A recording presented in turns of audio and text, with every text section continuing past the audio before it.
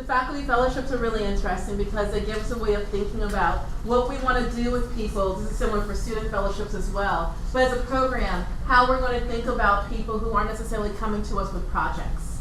There's a way in which we want opportunities for people to be able to come and learn and conceptualize projects, but aren't necessarily coming to the fold because they're coming in with the thing they want to help, that they want us to help fund. Right? That's a very different orientation. Today we have Caro Pinto here, who's coming to us as a LITS liaison, so Library and Technology Services, the library and technology. I just repeated myself, at Mount Holyoke College. She's going to talk to us about some of the work faculty have done through these fellowship programs. Good afternoon. We're all a little sleepy. So let's talk about collaboration. Lightning.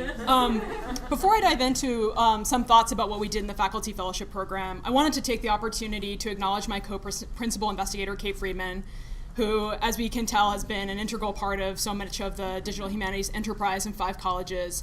I also wanted to acknowledge the efforts and thoughts of the post-baccalaureate students, especially Jeffrey Morrow, who helped make the seminars run, and especially Mary, who shared a lot of her perceptions of what it's like to be a student in digital humanities and ways in which we can come together to forge ahead.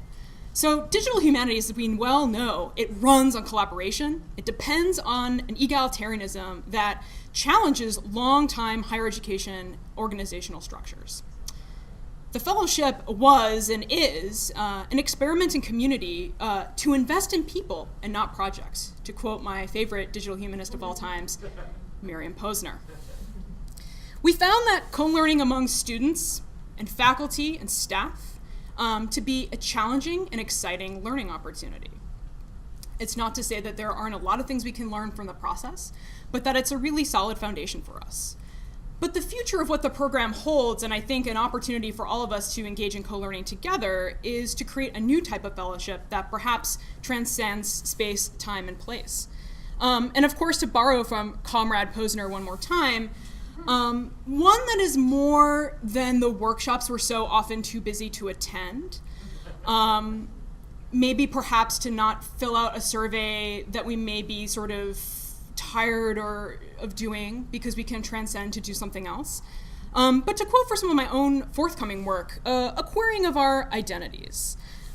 Faculty sort of embracing a larger sense of becoming more than sort of a teacher or researcher, but perhaps it's an opportunity in DH to think about their role as a metadata sleuth and bringing to bear some of their content expertise on the librarian enterprise. The students as a process expert. This has been an opportunity for us to really see how our students can guide the work that we're doing in a very substantial way. And the librarian as a project manager. A role of taking leadership and action in these kinds of enterprises that may be uncomfortable to librarians taking that leadership role, but one and all the same that is very necessary. I want to acknowledge also and thank all of the people that participated in this experiment, and I'm looking forward to the way it will iterate in the future. Thanks.